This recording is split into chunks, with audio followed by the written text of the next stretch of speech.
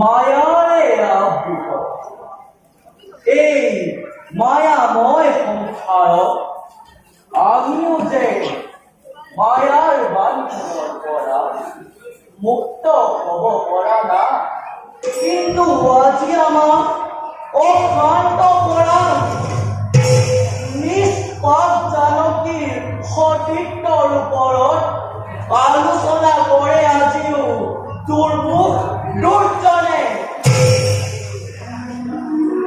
ৰাখিব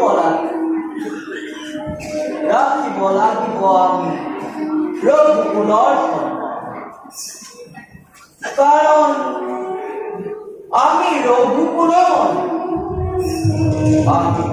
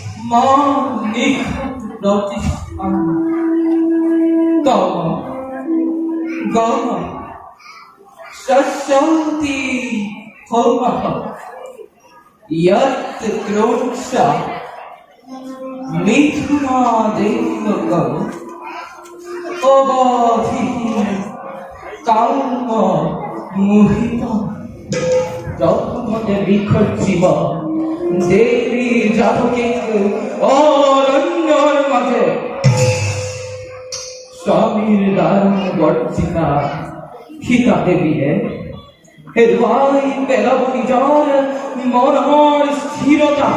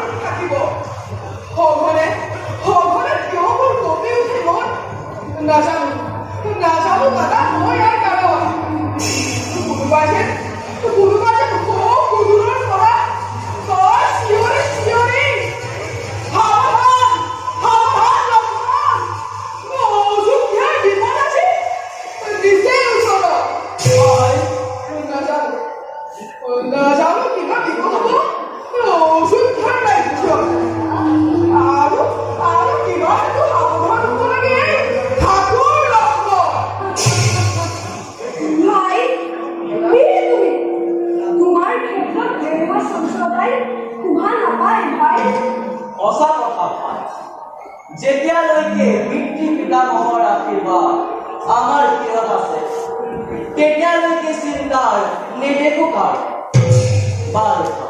দাদা আহা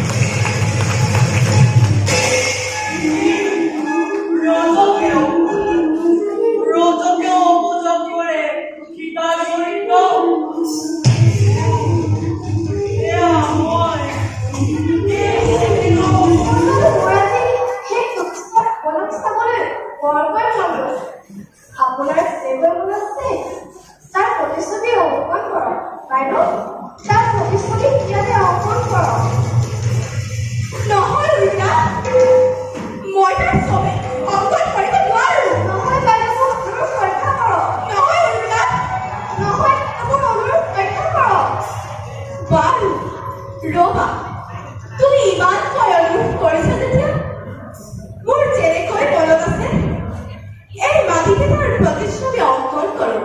আৰু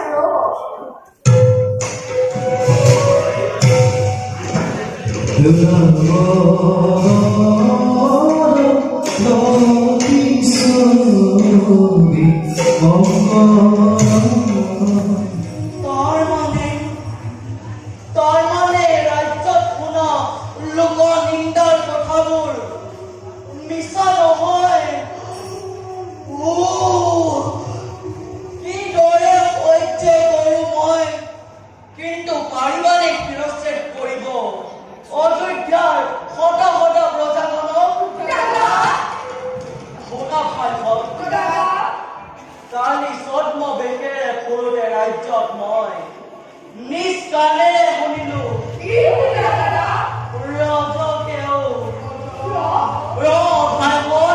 ৰজকেও অপযোগ কৰে সীতাৰ চৰিত্ৰ। আজি স্বচক্ষুৰে দেখিলো মই জনক দুখিতা সীতাই প্ৰতিচ্ছবি আঁকি এই ৰাজ্যক ৰাৱণৰ নিদ্ৰা পায় তাৰে ওপৰত দিব পাৰো মই স্বৰ্ণ সিংহাসন, বিকল দিব পাৰো মই অনুজ আৰু ভাই দিব পাৰো মই দেৱী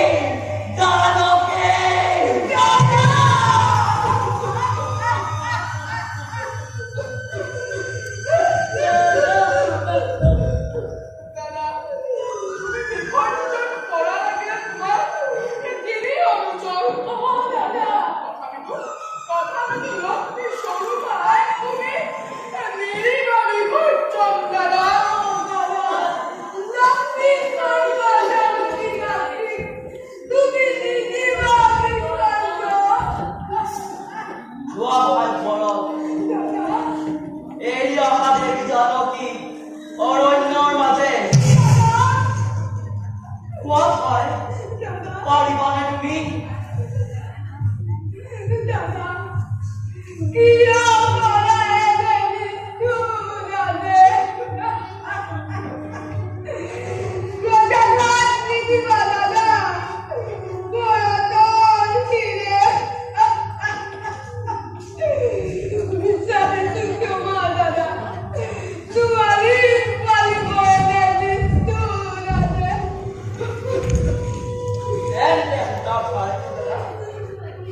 কাইলে প্ৰাতঃতে সকলোৰে অজ্ঞাতে বাল্মীকিৰ তপোবন দৰ্শনৰ চলেৰে এৰি আহিবা দেৱী জানকীক তুমি অৰণ্যৰ মাজত। এৰি আহিবা দেৱী জানকীক অৰণ্যৰ মাজত।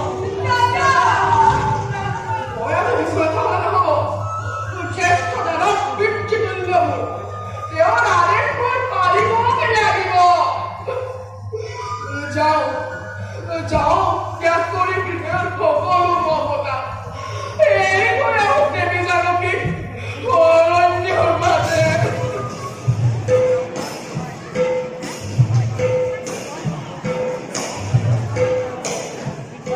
প্ৰভু আজ্ঞা দিয়ক মোক, যাওঁ মই এই মুহূৰ্ততে উদ্ধাৰি আনো মাতৃক পুনৰ অৰণ্যৰ পৰা। নালাগে সৰু প্ৰভু, সূৰ্যবংশী ৰঘুকুলৰ কলংকক খণ্ডন কৰিবৰ হেতু বিসৰ্জিলো মই প্ৰাণসম জানকী। দাদা দাদা ভাই লক্ষ্মণ লক্ষ্মণ কোৱা ভাই, কিদৰে এৰি আহিলা তুমি জানকী অৰণ্যৰ মাজত? ভাই দাদা, তোমাৰ আজ্ঞা পালি নিষ্ঠুৰ লক্ষ্মণে ত্যাগ কৰি হৃদয়ত সকলো মমতা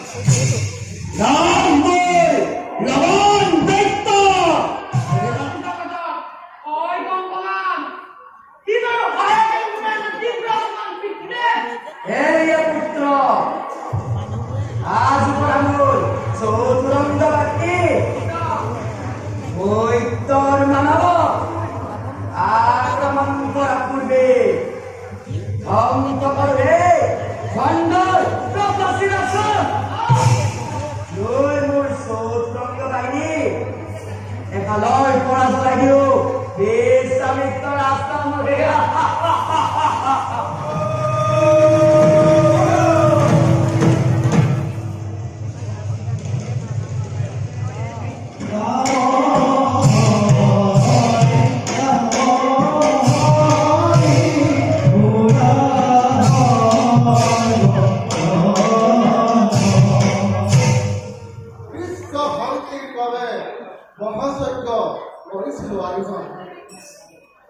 কিন্তু কেইবা বছৰ ধৰি লবংগত্যৰ অত্যাচাৰত ভূকলমে ব্ৰহ্মচৰ্য কৰিব পৰা নাই সেয়েহে ত্যাগ কৰি বিজু মনৰ স্থান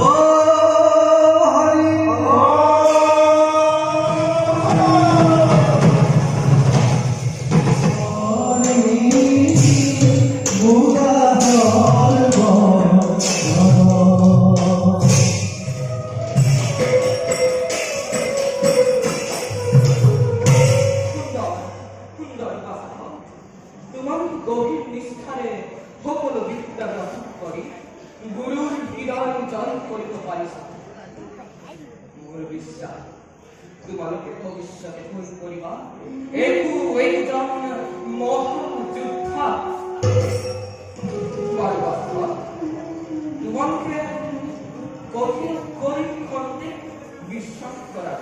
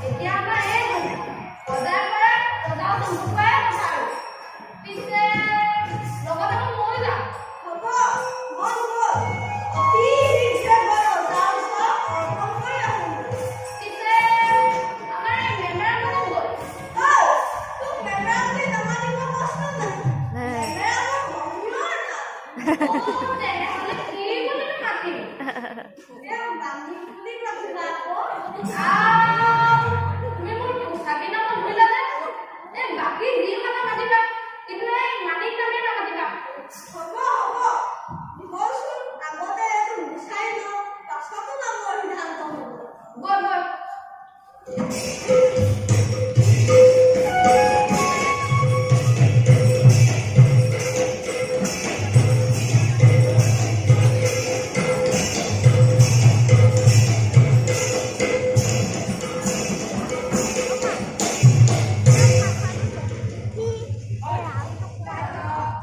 গুৰুদেৱৰ আশীৰ্বাদ ঘূৰে লৈ অশ্বমেধ মহাযজ্ঞৰ পৰিচয় বাৰু কোৱাচোন হৈছেনে যজ্ঞৰ সকলো কাম সমাপন? হয় দাদা, সকলো কাৰ্য সমাপন হৈছে গুৰুদেৱৰ।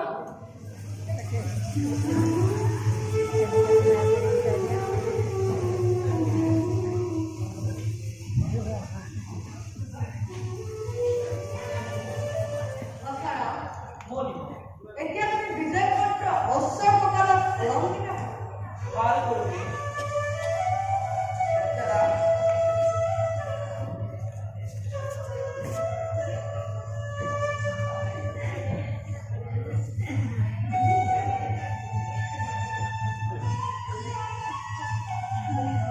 জয় শ্ৰী ৰামচন্দ্ৰ, জয় শ্ৰী ৰামচন্দ্ৰ, জয় মহাদেৱ।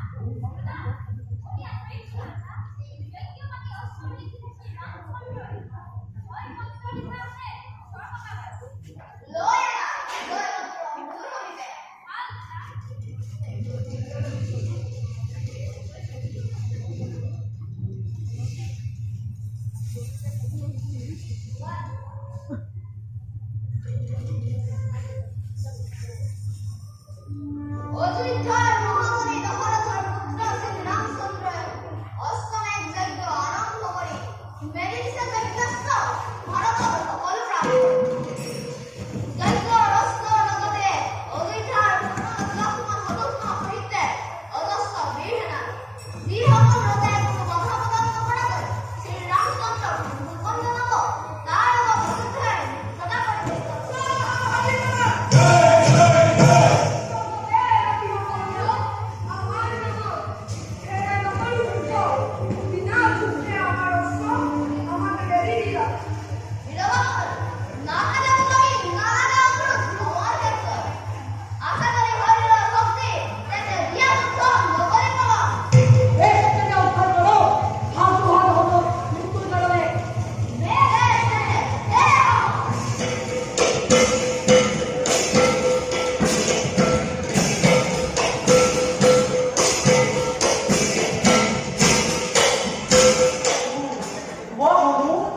সেই শিশুজুটি হাতত প্ৰাণ এৰিলে আপোনাৰ তিনি ভাতৃয়ে।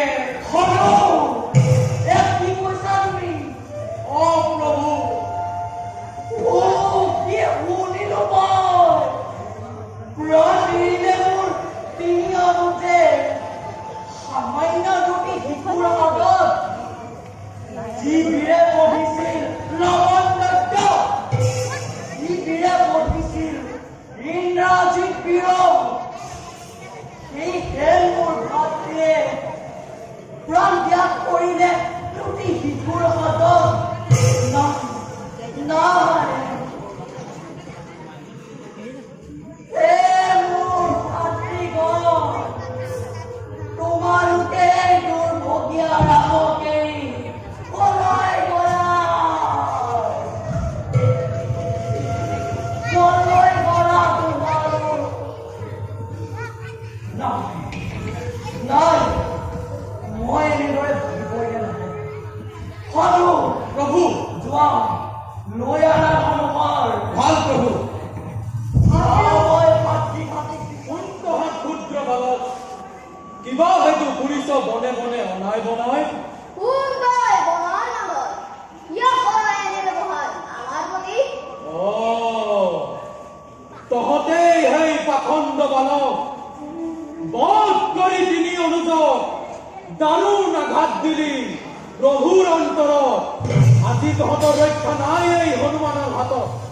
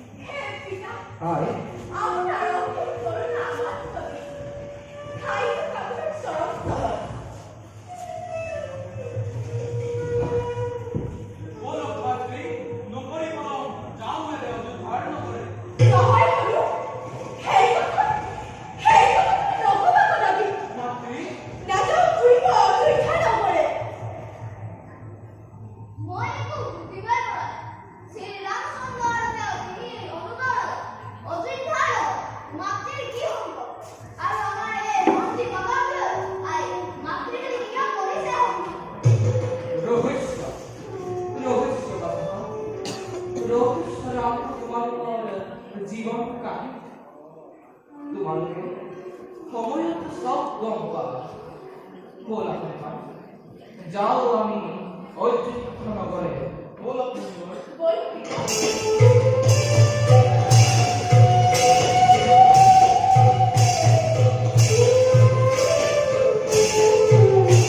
কৰি আজি অষ্টমেধ মহাযজ্ঞ আনন্দিত শ্ৰী ৰামচন্দ্ৰ মেলি দিলো যজ্ঞাস্ত্ৰ ভাৰতৰ সকলো প্ৰাণ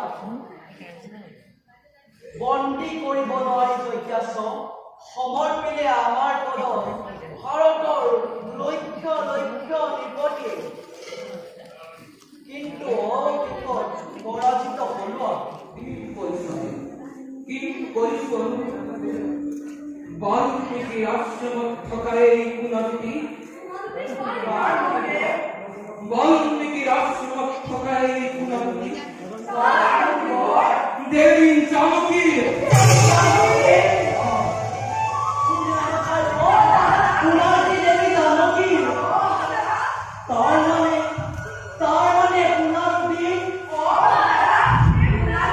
কুমাৰী